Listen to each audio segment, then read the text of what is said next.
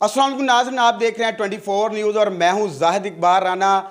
चांद रोशन चमकता सितारा रहे, सबसे ऊंचा ये झंडा हमारा रहे, इसी जज्बे को लेकर कौम के बेटे अरशद नदीम ने जो है वो पेरिस ओलंपिक के मैदान में कदम रखा और फिर दुनिया ने देखा कि किस तरह अरशद नदीम ने ओलंपिक्स का 118 साला रिकॉर्ड जो है वो तोड़ते हुए ना सिर्फ नया वर्ल्ड रिकॉर्ड कायम किया बल्कि 92.97 मीटर लंबी थ्रो फेंककर एक मुनफरद जो रिकॉर्ड है वो अपने नाम करते हुए गोल्ड मेडल जो है वो पाकिस्तानी कौम के नाम किया। ये वो लम्हात थे जब दुनिया भर में जो पाकिस्तानी जो हैं वो टीवी स्क्रीनों के आगे मौजूद थे और अरशद नदीम की कामयाबी के लिए जो हैं वो दुआएं मांगी जा रही थी। जैसे ही अरशद नदीम की तरफ से ये बड़ी थ्रो की गई और पाकिस्तान समेत दुनिया भर में जो है वो इस हवाले से जश्न मनाया गया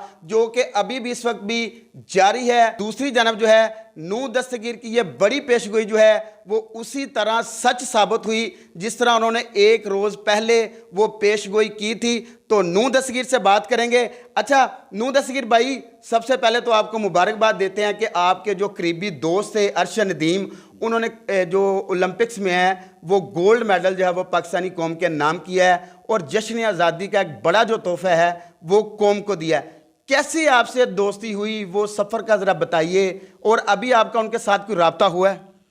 जी, मैं सबसे पहले तो पूरी कौम को जो है वो मुबारकबाद दूंगा और अरशद नदीम को भी बहुत बहुत मुबारक दूंगा।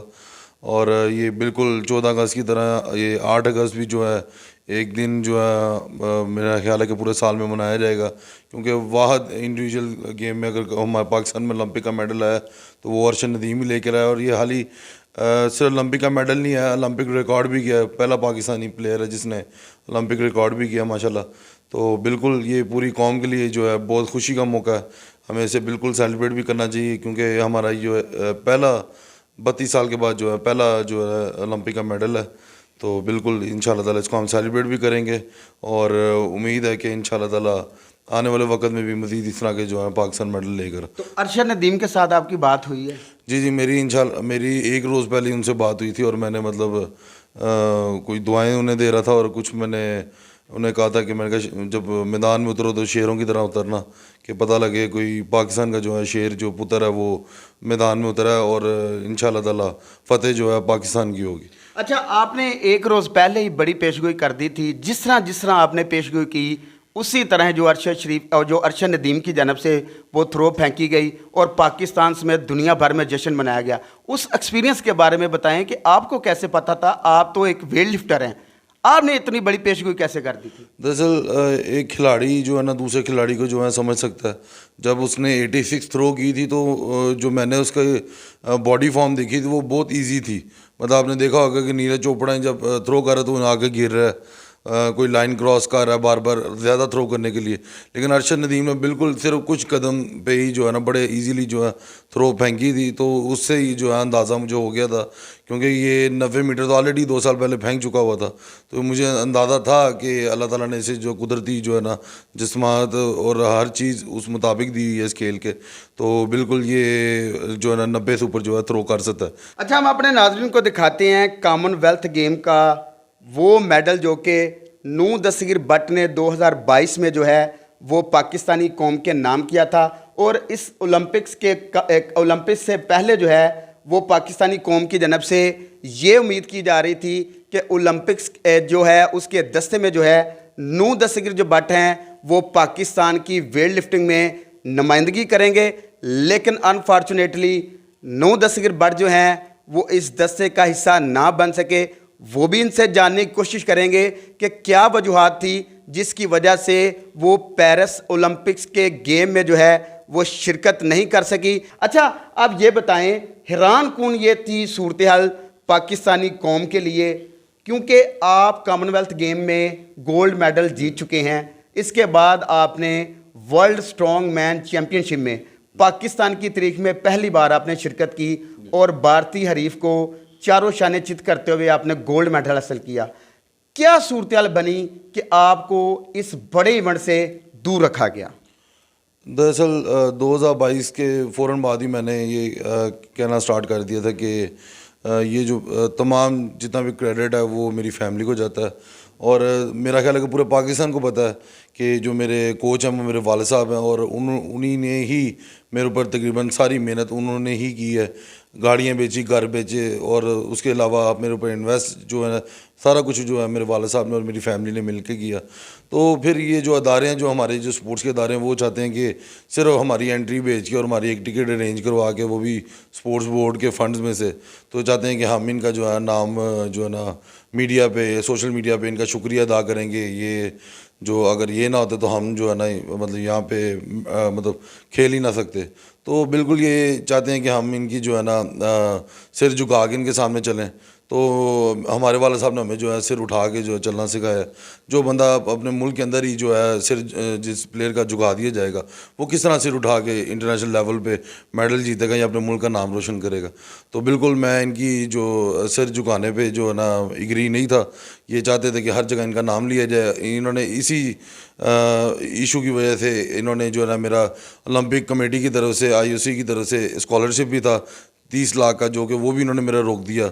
और जिस बिना पे मैंने पेरिस ओलंपिक के लिए क्वालिफाई भी करना था, तो इन्होंने वो भी रोक दिया पाकिस्तान ओलंपिक एसोसिएशन ने।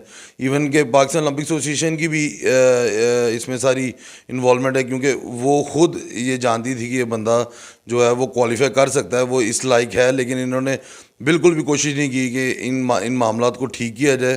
तो मेरा ख्याल है जितनी पाकिस्तान वेट लिफ्टिंग फेडरेशन इस पे ज़िम्मेदार है, उतनी ही IOC भी जो ओलंपिक कमेटी है पाकिस्तान की, वो भी ज़िम्मेदार है। क्योंकि मेरा ख्याल है कि अरशद नदीम और मैं इकट्ठे ही कॉमनवेल्थ गेम में गोल्ड भी हुए थे। अरशद नदीम ने एक रिकॉर्ड किया था और मैंने कॉमनवेल्थ के 3 नए रिकॉर्ड किए थे। तो बिल्कुल मैंने ये होप की थी कि 2 साल टाइम है मज़ीद, तो हम इसमें मज़ीद तैयारी करेंगे। और जो ना 2024 में जो है ना पाकिस्तान के लिए वेट लिफ्टिंग में भी जो है गोल्ड जो है पाकिस्तान का आ सकता था। सिनेरियो बिल्कुल चेंज हो सकता था। अरशद नदीम के साथ साथ वेट लिफ्टिंग में भी अगर पाकिस्तान का गोल्ड होता तो ये तारीखी जो है हिस्ट्री जो पाकिस्तान की एक बन जाती। अच्छा, ये भी सुनने में आ रहा है कि वो पहलवान जो हैं अब ओलंपिक्स खेल रहे हैं जो कि आपसे हारे हुए हैं, अगर आपके रास्ते खोले जाते तो कितना आसान होता गोल्ड मेडल पाकिस्तान के लिए? बिल्कुल। जो न्यूजीलैंड के वेट लिफ्टर आपने कॉमनवेल्थ गेम में मेरे साथ देखे थे, वो दूसरे नंबर पे थे, लेकिन वो ओलंपिक खेल रहे हैं और वो लगातार 2 सालों से इंटरनेशनल कॉम्पिटिशन भी खेल रहा है। मुझे 2 साल हो गए तकरीबन 2022 कॉमनवेल्थ गेम्स के बाद मुझे वेट लिफ्टिंग में कोई भी इंटरनेशनल इवेंट जो है नहीं दिया गया। और फिर मैंने अपने खुद रास्ते निकाले हैं, जिसमें स्ट्रॉन्ग मैन गेम आपके सामने वर्ल्ड चैम्पियनशिप में गया हूँ, वहाँ पे भी अल्लाह ताला ने बड़ी इज़्ज़त दी है, वहाँ पे भी गोल्ड दिया। और अब आगे कॉमनवेल्थ पावर लिफ्टिंग चैम्पियनशिप आ रही है, उसको भी अपने तौर के ऊपर हम पैसे अपने पैसों के ऊपर लगा कर हम वहाँ पे इंशाल्लाह ताला जा रहे हैं अक्टूबर में। तो उम्मीद है कि वहाँ पे भी इंशाल्लाह ताला जो है ना हम गोल्ड लाजमी लेकर आएंगे। बाकी इंशाल्लाह ताला मुझे उम्मीद है कि अरशद के मेडल के बाद गवर्नमेंट को चाहिए कि पूरी एसोसिएशन को, जितनी भी एसोसिएशन इनको क्लीन करें, ताकि जो मेरिट के लोग हैं वो आके बैठें, और जो मेरिट पे सिलेक्शन है उस मेरिट पे सिलेक्शन करके जो है ना पाकिस्तान के खिलाड़ी जो है ना भेजे जाएं आगे। अच्छा, ये तो सारी सूरतल अब सबके सामने है कि आपको किस तरह रोका गया, दरवाजे बंद किए गए, और ये दूसरा मेडल था जो आप पाकिस्तानी कौम के नाम कर सकते थे। अब वक्त गुजर गया है, अब आप हुकूमती अदारों से क्या मुतालबा करेंगे कि कौन सी ऐसी तब्दीलियाँ जो होनी चाहिए जिसकी वजह से नौजवान नस्ल का जो टैलेंट है वो इंटरनेशनल सतह पर जाए और मुल्क कौम का नाम रोशन करते हुए ना सिर्फ मेडल हासिल करें बल्कि नए रिकॉर्ड जो हैं वो पाकिस्तान कौम के नाम करें? देखें, इस वक्त जो है ना जो हुकूमत में बैठे हुए हैं मरीम नवाज साहब हैं, और साथ जो है मियाँ शहबाज शरीफ साहब हैं। मैं इन्हें कहूँगा सख्त से सख्त एक्शन पे लिया जाए। इनसे पूछा जाए कि ये लड़का जो मेडल ले सकता था ये क्यों नहीं गया। और मेरा ख्याल है कि इनको बिल्कुल क्लीन कर दिया जाए पाकिस्तान ओलंपिक एसोसिएशन को, और जो है ना जितनी भी फेडरेशंस है इनको बिल्कुल इनके ओहदे से हटाया जाए। ये सिर्फ ऊपर बैठ के तनख्वाहें खा रहे हैं। इन्होंने सिर्फ ये चाहते हैं कि हम इनका जो है ना हर जगह नाम लें ताकि ये अपने जो फंड्स हैं वो क्लियर करवा लें। तो बिल्कुल मैं ना इनकी चमचागिरी यहाँ पे करने बैठे हैं हम प्लेयर्स, क्योंकि अगर हम यहीं पे जो है ना सर झुका लेंगे तो फिर हम, मेरा नहीं ख्याल इंटरनेशनल लेवल पे हम दुनिया के कई ताकतवर मुल्क हैं उनसे लड़ पाएंगे। तो इनको चाहिए कि बिल्कुल इन जितने भी अहदेदार हैं इनको हटाएं, जो मेरिट पे बनते हैं उनको लाकर जो है ना वहाँ पे बिठाएं, कि उन्हें पता हो कि एक प्लेयर को, एक इंटरनेशनल लेवल प्लेयर को किस तरह ट्रीट किया जाता है। अब उस नौजवान नस्ल को आप क्या पैगाम देंगे इन तमाम तर मामलात के बाद? देखें, अरशद नदीम ने जो करके दिखाया वो एक बड़ी जो है ना इंस्पिरेशन है सबके लिए। तो जो प्लेयर्स ये कहते हैं कि ये फैसिलिटेट किया जाए, ये सारे मामलात किए जाएं, तो बिल्कुल ये एक चीज़ ज़रूरी होती है फैसिलिटेट करना, लेकिन मेरा ख्याल है कि मेहनत सबसे ज़्यादा ज़रूरी है। तो मैं नौजवान नस्ल को यही कहूँगा कि आप जो है ना ये सोचने के बजाय कि हमें कुछ मिलेगा तो हम कुछ करेंगे, इस चीज़ को छोड़ के आप जो है ना मेहनत करें, इंशाल्लाह अल्लाह ताला जो है ना उसका अजर आपको ज़रूर देगा। हाँ जी बिल्कुल नाजरीन, जैसा कि आपने सुना कि ये वो जज्बात हैं एक कॉमनवेल्थ गेम के गोल्ड मेडलिस्ट और वर्ल्ड स्ट्रॉन्ग मैन चैम्पियनशिप में तारीख में पहली बार शिरकत करके पाकिस्तान की नुमाइंदगी करके गोल्ड मेडल हासिल करने वाले नूह दस्तगीर भट्ट अगर पेरिस ओलंपिक्स के मुकाबलों में शिरकत करते तो गुजरांवाला का ये जो पहलवान है ये दूसरा गोल्ड मेडल जो है वो पाकिस्तानी कौम के नाम कर सकता था। तो अब इनका कहना है कि इनकी जानब से जो ट्रेनिंग है वो अपने घर में जो है वो सुबह शाम जारी है, इनकी मेहनत में किसी किस्म की कोई भी कमी नहीं आई और वो आइंदा भी इंटरनेशनल सतह पर जाकर मुल्क की नुमाइंदगी करेंगे और सब्ज़ हलाली परचम लहराते हुए मज़ीद जो गोल्ड मेडल्स हैं वो पाकिस्तानी कौम के नाम करेंगे।